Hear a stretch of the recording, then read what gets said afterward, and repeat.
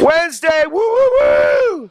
Hey, look, the reason to come to class is the people that didn't come to class missed out on some things on Monday. Did they not? Like what? When we write for radio, what do? Raise your hand. Come on. Show me we're learning anything. Use informal language. Present tense. AP format doesn't require. Well, broadcast AP is. Well, I'm talking about regular. Right. There's some variations. We're going to get into that a little bit more. Yes. Conversation. That's right. The reason to come to class is because you learn, hopefully. And here's the big deal today. Because you guys have done such great work, we have a very special assignment for lab on Friday. While driving home on Thursday night, you will listen to the radio speaking radio news for an hour. That's your lab for this Friday. Do you understand? Is this confusing to you? You guys like this idea? Whatever you do, listen to radio for an hour. That's lab. You don't have to come to lab on Friday, is what I'm saying to you. All right? How many people will go home early? All right, well, man, you watch. Chris could be driving next to you, looking at you to make sure you're listening, to talk to radio news. So your assignment, instead of going to the lab, you will do an independent lab where you listen to radio news for an hour. Do you understand? And really, we're trying to give you guys, enjoy the weather. I just want to say, too, I'll still be in my office from 9 till noon, so if you want to talk about your radio story, feel free to come on in, hang out. Yeah, and here's my other deal. Don't tell the people that aren't at class today. And there'll be a sign on the lab that says, sorry you missed Wednesday's lecture. Yeah. All right? Okay, so don't tell Summer, all right? Where is she? Okay, all right. Okay, you guys get it? That's our announcement. All right. So we're talking about radio news, are we not? And in more general terms, broadcasting. And you know the coolest thing about my job is I got to learn. I'm not like all you guys that know everything already in your life, right? I mean, I've only written 8 books and 49 articles and gotten awards for movies I've made. So I don't, I'm still learning. So as I'm going over broadcasting and I'm writing this morning, I'm trying to do better, right? Because that's the purpose. I'm taking a class on Saturday so I can become what? A better writer. Because I have not yet arrived. Some people may have. Good for you. I'm of the theory that Ernest Hemingway blew his brains out because he wasn't going to be the writer that he wished he could be. But that's the key. I read a quote this morning that the true sign of greatness is humility. Leonardo da Vinci on his deathbed said, it's a crime against God and against man that I have done so little at so level of excellence with my life. This is who? No, Leonardo da Vinci. Oh, I did, but I segued, man. See, the segue. The word for the day is segue, which moves from one to another. Leonardo da Vinci. You know what that is? When Leonardo da Vinci says it's a crime against man and God that I've done so little at so little standards with so little excellence, what do you call that? Anybody? Yes. Underachieving, but I would say more. Did he underachieve? No, what did he do? Yes. He overachieved, man. Basic anatomy is from him. He gave us the Mona Lisa. He gave us the Last Supper. He was an inventor, an engineer. You know what that's called? Humility. Humility is a sign of greatness, okay? So, we're heading to broadcast. We're in the midst of broadcast communication, are we not? Right? We talked about a bunch of stuff. So, where's it? Why don't you make that full screen for me? We already talked about this. Present tense, especially in the lead, right? Did we make that clear? All right, the next thing. Delay important names until after explanation. Pull that down. Write it down. delay on important names till after explanation. Gern Blanston of 4929 Pecan Avenue was charged with the crime of biting a dog this morning. All right? We don't know who Gern Blanston is, right? You don't know who he is. All right, well, so let's save his name till the second or third paragraph because he's not important. What's important that a normal man was arrested for biting a dog. All right? So delay important names. If we don't know who they are, save it till the second or third paragraph. All right? Particularly in broadcasting in your radio story. Got it? Just nod. Cool. Next. I think you can hit B. No, maybe not. Read copy aloud before broadcast. Now, I told you early in the semester to read everything out loud. All right, but why is that particularly important when it comes to a broadcast story? Pull that down. After I say it, pull it down. Because they're writing the next three, some of us are writing the next three things. Yes, ma'am.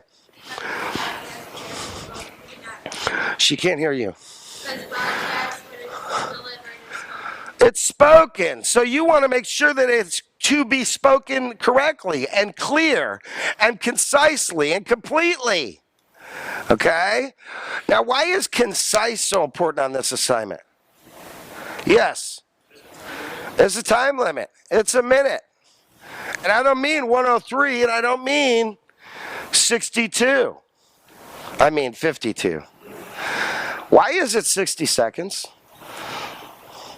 I could digress. It's got to do with the Babylonians, man. Who voted they decide 60? Woody said there should be 10 seconds in a minute, 10 minutes in an hour, and 10 hours in a day. He says that makes more sense, but this is the man that said life is life no matter why. But anyways, we're not talking about 52 seconds. We're talking about a minute. Understand? And I already told you, man, you can, with a razor, with razor-like precision, add a couple words, take away a couple words to make it a minute. And I think Chris said he's going to go through every assignment with the stopwatch, reading it at a medium tone. I mean, he could do that if he wants. He's free to do that, but this should be a minute. Comprende? That's why concision is so important. That's why it's so important that we read it. What? Out loud. Doing that anything. I mean, my man is Aaron Sorkin, and you guys know Aaron Sorkin. What has he written? Yes. Newsroom? Yes. What else? Yes. West Wing? That's correct. Yes. Social Network? Yes. A Few Good Men? Yes, that's true. I already said it. Moneyball, man. Sports Night? That is correct. The show that doesn't know what it is. Where's the laugh track on this sitcom? But he reads his stuff out loud as he's writing it. He's like playing different characters as he's writing in his Manhattan writing suite. And the guy has won Academy Awards, Emmys, etc. Read it aloud. I need to read my stuff aloud. All right? You need to read your stuff aloud. Go to the next thing, sir. Action verbs with active voice. Try to avoid passive. Was running. What's more direct than was running? Yes. Ran. Very good. So not only do we get action, but we get terse. Okay. So try to be active. Avoid being verbs if you can. Also use active voice. And active voice is what?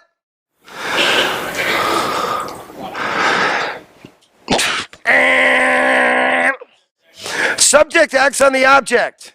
I'm sorry, you're probably going to fix that in a second. A subject acts on an object. Very good. Good job, Joe. You know it. And thank you for trying. Dalton, right? Is it Dalton or not? All right, good. Yes! Utilize paraphrasing and sound bites when you're not doing an actuality. Why? Why, when I'm listening to the radio, do we want to use paraphrasing? Go back to it. You went too fast for me. I didn't have time to write it down. Use paraphrasing if you're not using a soundbite. Why? What can I not see on the radio? Quotation marks. I can't see any punctuation on the radio, can I? No, I can't. Write that down. because this is a question on the test. What takes the place of punctuation? What are you doing over here? Vocal cues. Vocal cues take the place of punctuation in radio or any kind of broadcasting. Okay? Vocal cues take the place of punctuation because we cannot see punctuation. I don't know if it's direct quote. You know, sometimes you hear, and I quote directly, quote, we'll keep the government closed till it all burns down, unquote. You know what I mean? From, is it the Speaker of the House Representative Boner? Is that right? Yeah. Yeah, okay. Okay, Boehner. All right. This is Boner. Okay. And Obama is like, what's he doing? Kicking out little kids in cancer wards? I read that online the other day from some fair and balanced source that Obama's personally kicking out kids from cancer wards this week. It's kind of busy. Anyways, I digress. Aren't they coming through, going to have a breakthrough so our government works again or something? You know, interestingly enough, nobody in the government gets any money except the people that are in the House of Representatives. They make sure that they still got paid. Anyways, I digress. My point was, use indirect quotations unless you're using a soundbite, because we don't know it's a direct quotation because we can't see punctuation and more particularly quotation marks. All right? So what takes the place of punctuation in broadcast news? Vocal cues. Very good. Always put attribution first. And when I say that, say who the source is and what they're going to say. And put their title before their name. Pull this down. Put their title before their name. Former President Slickwick Willie Clinton. I did not have sexual relations with that woman. Sad that that's what we're going to remember him. My kids. Oh, isn't he the guy that didn't have sexual relations with that woman? Despite, we called it, we wrote this big article. It was in Critical Studies in Mass Media, which is one of our biggest journals. The smoking dress. The dress still sits in it's still got DNA evidence on it. But he did not have sexual relations with that woman. Instead of calling him Slickwick Clinton, former President Clinton, all right? To denote from his wife, future President Hillary Clinton. You know I got a crush on her, man. Do you know that? She made me so proud. I got to see her give a speech. And she talked about how America is a successful experiment, about how of race, colors, creeds, ethnic backgrounds, we can stand together united, where people in Bosnia and Herzegovina are killing each other just because of little tiny ethnic differences. But I got a shiver down my spine and I fell in love. She is the ex-Secretary of State, right? So, former Secretary of State Hillary Clinton. Put the title before their name and make it as simple as possible. Comprende? Capiche? Woody always goes, yeah, capiche. And the other day he said, what does that mean? What does capiche mean? In what? Italiano, that's right. I guess I learned that from Goodfellas, right? Capiche? So put attribution first. Before you do any kind of indirect quotation or before you give us a soundbite, identify who it was and put their title before their name. Do you get it? Yep. All right, why would I do that? Why would I put their simple title before their name? It's the answer to 99% of the questions in this class. It's clear. Yeah, that's it. Joe's got it down. He's like, be clear. Yeah, Joe, that's right. Good job. Yes. We got it? All right, next idea here. Comes to broadcasting, radio news, television news, commercial advertising. Limit punctuation. Why? Because they can't see it on the air. They're just listening. They don't see punctuation marks. So what takes the place of punctuation? Vocal cues. You have number 19 now, and you're ready for that on the test. Very good. Bridget, always delivering. Okay, go ahead. Avoid introductory clauses. After playing 19 holes on the golf course, comma, President Obama headed to the cancer ward to kick out the kids, period.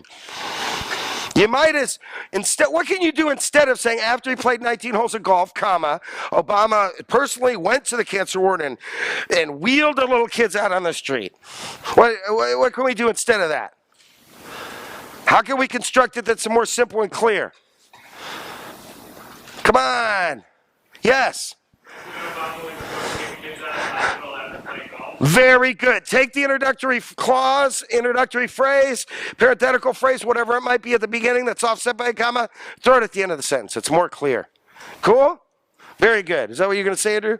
All right, good. Move it to the end of the sentence. Most time an introductory phrase can be moved to the end of a sentence. Don't separate subject and verbs. Try to keep them together. Former Secretary of State Hillary Clinton says she may run for president. See, you want to keep the subject and the verb close together. What's the subject? What's the subject? Raise your hand, man. Come on. Yes. Yes. Former Secretary of State Hillary Clinton. And then what's the verb? Said. Keep them together. All right? It's more clear that way. Next. And not said. Pardon me. Somebody say, wait, Dr. McHale, you're wrong. In broadcasting, it should be said. Descriptive language. Again, try to avoid modifiers where you judge the situation. Rather, paint a picture in the mind of the reader or the listener and let them decide for themselves. Got it? You guys understand this, yes? What are we avoiding? Raise your hand if you know. What are we avoiding? Raise your hand. What are we avoiding? Raise your hand. What are we avoiding? Please raise your hand. Pretty please with sugar on top? Yeah, I'm talking to everybody. What are we avoiding? What? Do they speak English and what? No, I'm kidding. We're avoiding modifiers. And instead of using modifiers, what are we doing? What are we using? Descriptive language to paint a picture in the mind of the viewer or the listener so they can decide what modifier. Is it ugly? Is it beautiful? Is it...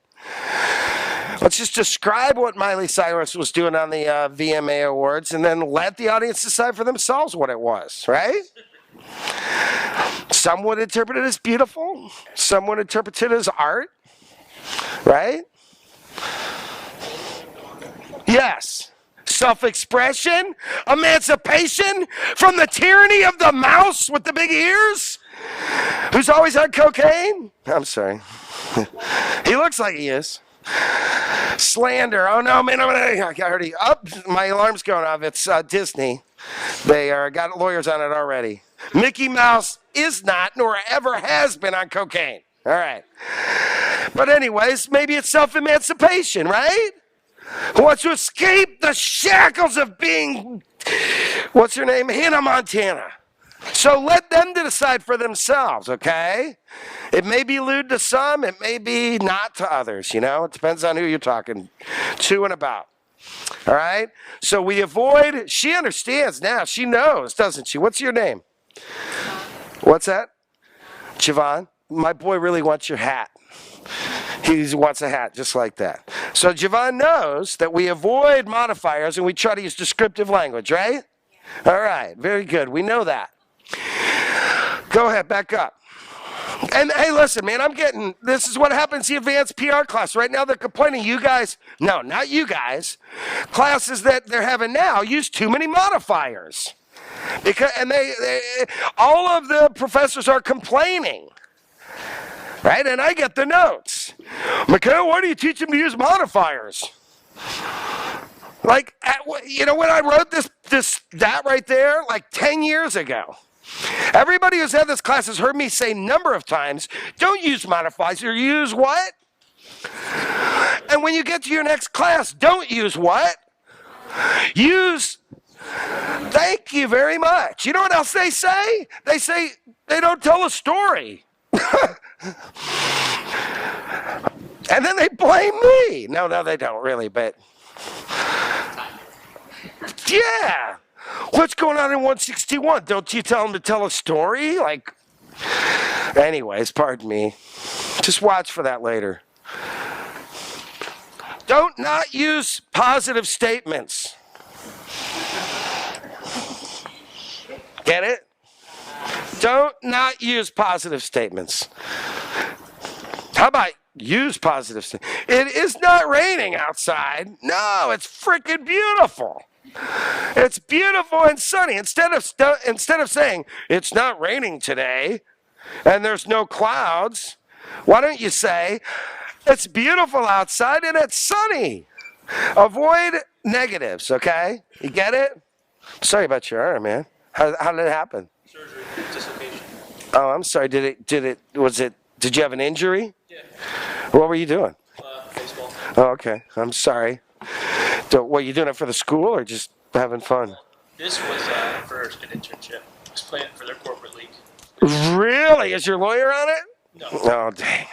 Didn't get any money. All right, now the force be with you. It's feeling better already. Sorry about your arm, man. Are you left-handed? No. Well, you're learning to be, aren't you? Right-handed. Oh, that is right. I don't know right from left. Pardon me. Avoid negatives. He is not left-handed. He's right-handed. So you don't say he's not left-handed. You say he's right-handed. And we don't say he's not feeling better. What do we all say? He is feeling better. Join with me. Send positive vibes his way. He is feeling better. Ready, go. He is feeling better. All right, it's working already. He's got the faith of a mustard seed. All right, somebody has their hand over here to talk about something relevant. But don't use negatives, okay? Use positives. See, even that statement, it should be use positive phrasing, okay? Somebody had their hand up. And I know you always have such insightful perspective. I so appreciate it. Whose lab is she in? Michelle. She rocks. When we're doing grades, we're going to go, Michelle, man. She always has cool perspectives. Michelle, lay it on us.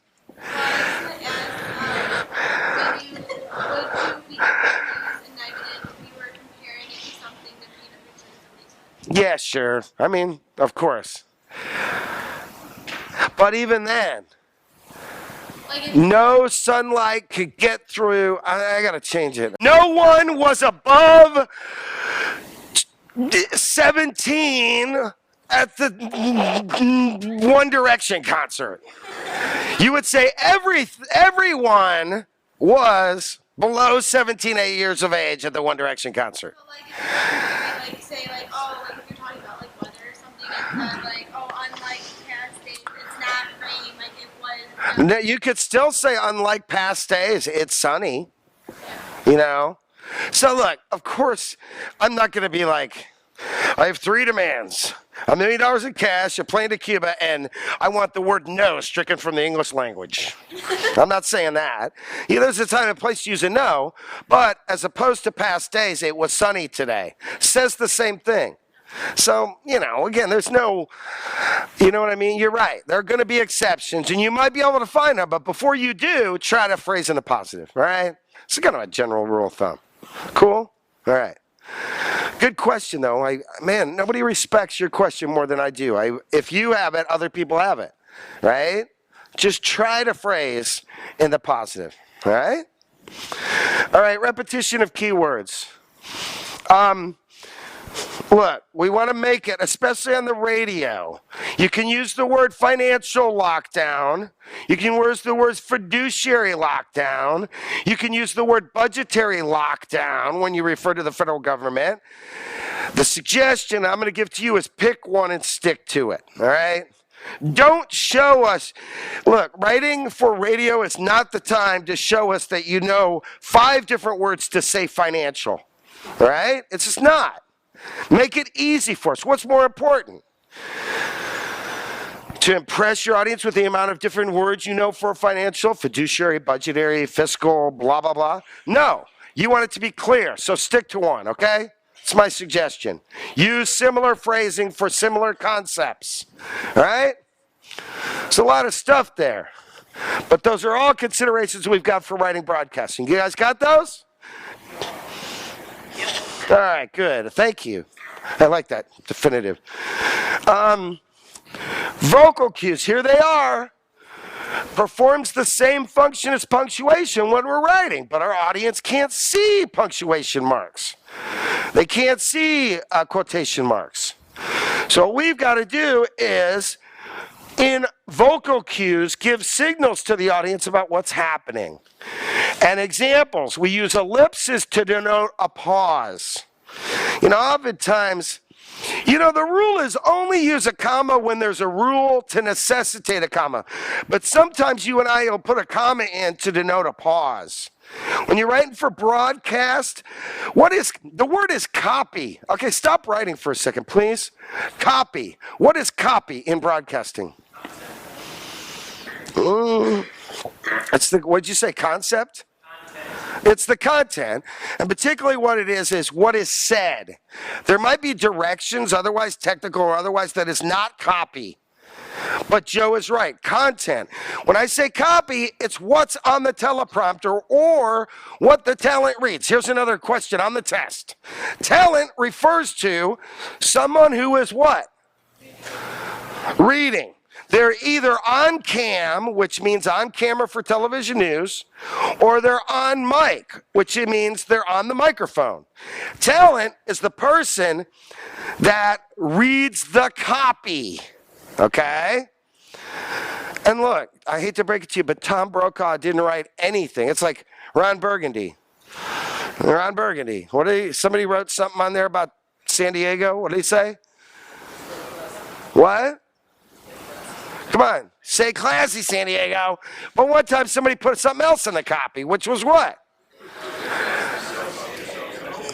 All right, yeah. And he just read the copy because he's Ron Burgundy. How about the weather guy?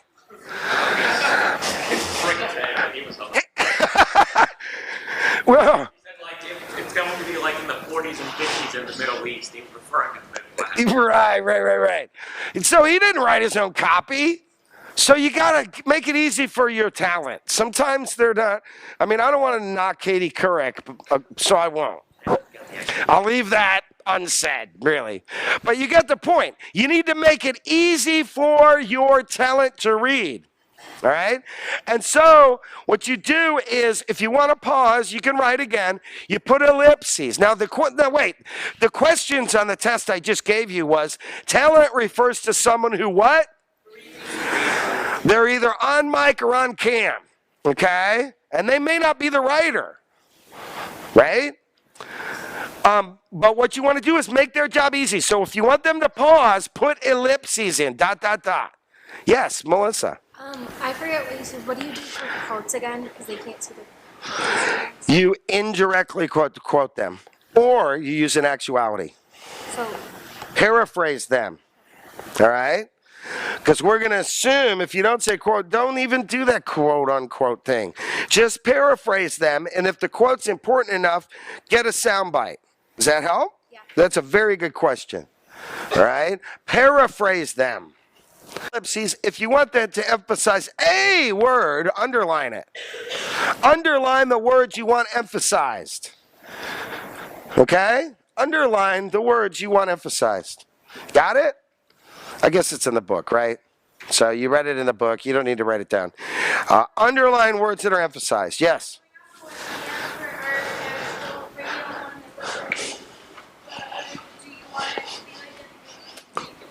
Okay, he can't hear you. Your question is on the radio assignment that's coming up. Do we paraphrase? Paraphrase. That's right. Here's the deal is I want to be very direct about the assignment specifications. You're writing about a national story, but you're going to try to localize it. I would suggest the way you localize it is with your actuality. Talk to someone local. Okay, it could be your roommate, although they may not be an expert. Get a quote from an economics professor or a comm professor. Someone's writing about Loch Ness Monster. Who is it? Are they here today? Loch Ness Monster. The guy that took the picture of the Loch Ness Monster on his deathbed said it was fake. I was going to give you that person a quote today. Although if it ain't directly, here you start the quotation marks. Although if it ain't Scottish, it's crap. That photo defined my childhood, period. I will make it my point to visit Scotland and piss on the man's grave for faking that photo, period. End quote. How long was that actuality? You want to get it exact. I think it was about 18 seconds. We practiced it earlier. Maybe 21 because I was a little wordy. But you want a quote from somebody like me. Dr. Michaelis, the professor of communication, is extremely upset that the man faked the Loch Ness Monster photo. So we're writing it word for word for an actual. Yeah, and let's look at the example. Break out your book. Someone, who's got the book? Quick. Okay, and now you went over this in class, and once again I'm going to say, can I use your book? I'm going to say once again, follow directions is always a very good idea. But if I look at the example here, here's one on page 279 from Rich Green. And he's got a slug up there. ISU beats Northern Iowa. Then he's got his story copy, does he not? And then he's got his actuality. And let's talk particularly about the format of that actuality. Now, on Monday, we have got the best guest speaker, so don't miss Monday. Deb Lesser's coming in, and she's one of those people that we are so lucky we have here, but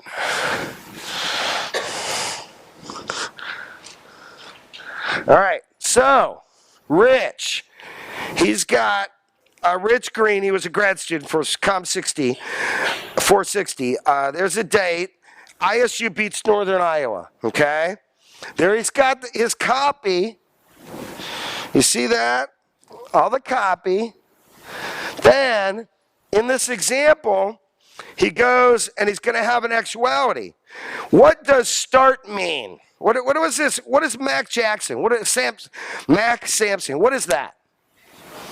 It's the actuality. And actually, it's the title of the actuality. Why do we need to know the title of the actuality? Yes. Whoever's working the board knows what they're playing. You give them a CD, and it's got several files on them, and one of them says Max Simpson. So they know they need to play that at the moment you get to that point in your story. Do you understand that? Is anybody unclear about that? Who's going to start the CD with the recording on it? The person behind the board. How are they going to know what file to use to play? By the title of your actuality. Do you understand? Nod. Please nod if you understand. Okay, I need to keep talking about it. Do I? No, I do, because we're not nodding. This is the title of your actuality. It tells you in the file where the actuality is. So the person running the board can know that that is the name of the file that has the quote in it. Okay? That is the title of your actuality. Do you understand? Please nod your head. All right. Thank you. This is time. And what does that denote? How long your actuality is. Now, if you were doing this on the radio, you would play it, and that's where it'd go. But when we're writing copy, we need to know how long it is. And not all actualities are the same. He's going to read, he says he's going to, or he said he's going to read the actuality, and he's going to time it. Because not all actualities are 17 seconds, okay? Then what is this? What's it called? Raise your hand. It's called an out cue. What is this called? Out cue. Very good. What is the out cue? What does that mean? Yes, ma'am. It's the last part of the actuality. And why do we have it printed there? Go ahead, Nick. So we know when to switch back to the announcement. So, what's Brick Rotman? What's his? Brick Tamman sees those words and he knows when he needs to begin speaking again. When he hears the words coming from the recording, pile with the ball, then he needs to know, he needs to say out loud, this was the first win for Redbirds at their new Hancock Stadium. I saw a hand. You were just scratching? Well, Heidi, you better have a question. Do you guys understand that? Then you go back to the copy. So you have the title of the actuality, the time, and then your out cue. You have a question, man? Then, very good. This is exactly where I was going. On a separate page, what you need to do on a separate page is identify, this is my football actuality, I record on this day. That's the title of it, that I would save it on a disc. Then I have the 17 seconds, exactly how long it is. And then I have the exact words of the actuality. And you see the last words of the actuality, power with the ball, is pile with the ball. You see that? Separate page. I got 3 questions. Joe, you're first. All right, cool. Bridget.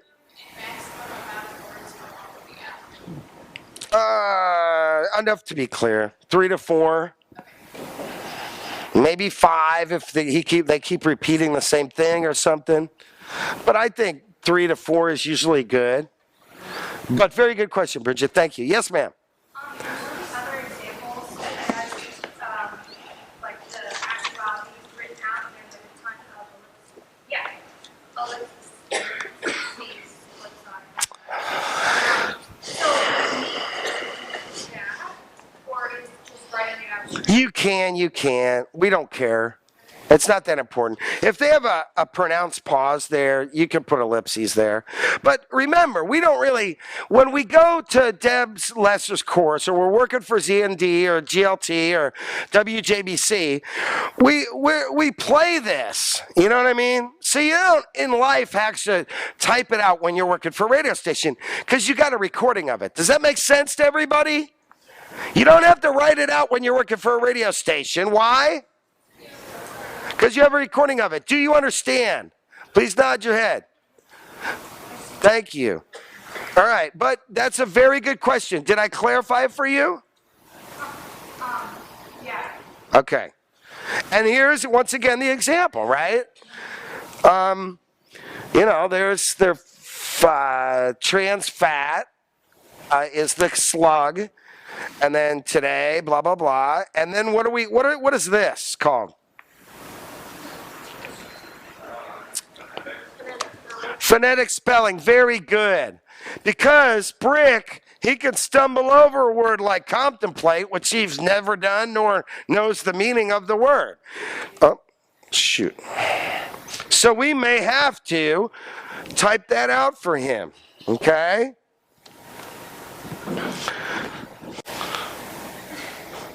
Fried. Brick is going to stumble over the word fried. Freed. So just make it clear for Brick, okay? Don't assume he knows how to pronounce the word, although that's going over the deep end.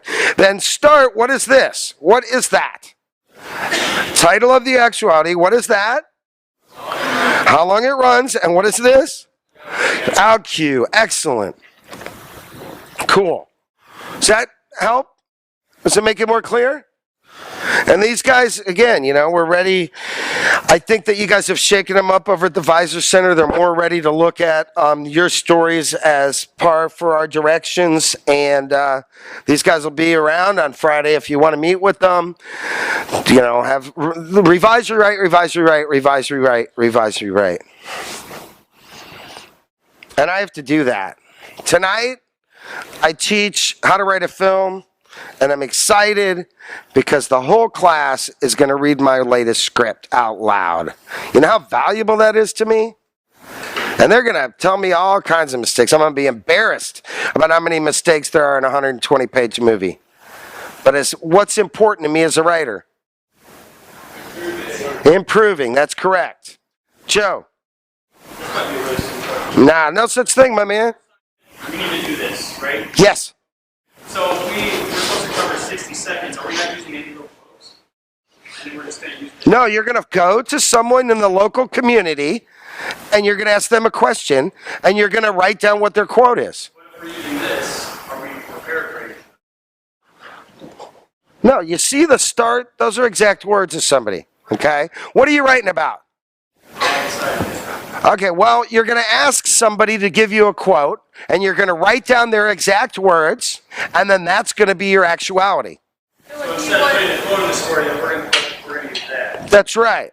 I guess what I'm saying is how is it going to account for the actual time, like how long You've got to assume it. No, this story is 43 seconds. Then you add the time it's going to take for the actuality, which is 17 seconds, and that totals up to 60. Does that help? Okay, cool. That answered your question. Awesome. Thank you. That's a very good question. You guys get it?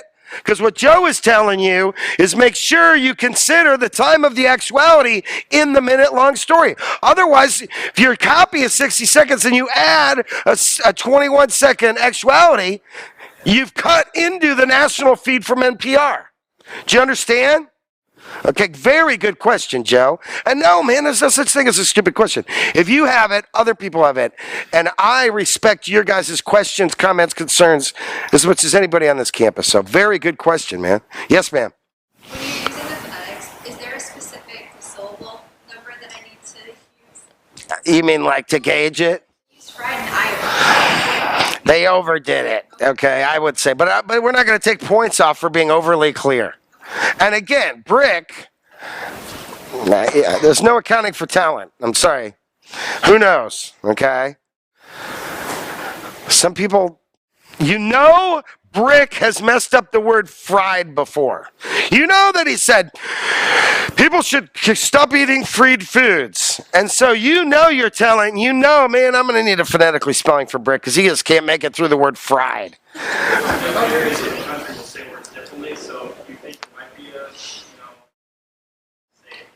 There can be, but you know what's neutral on both coasts?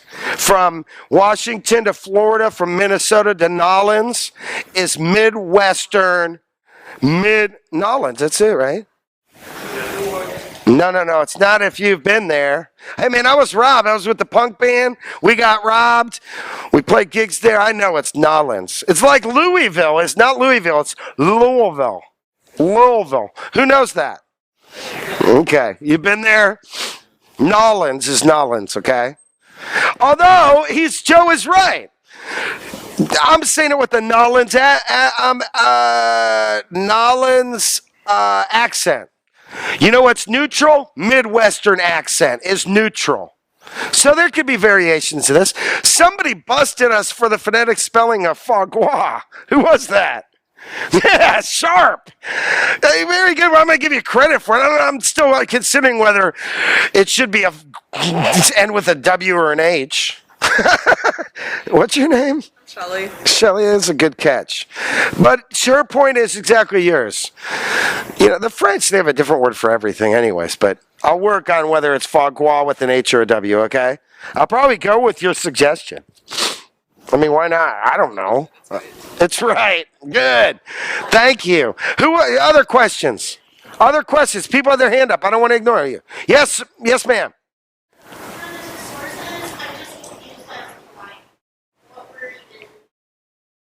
What we're using what for?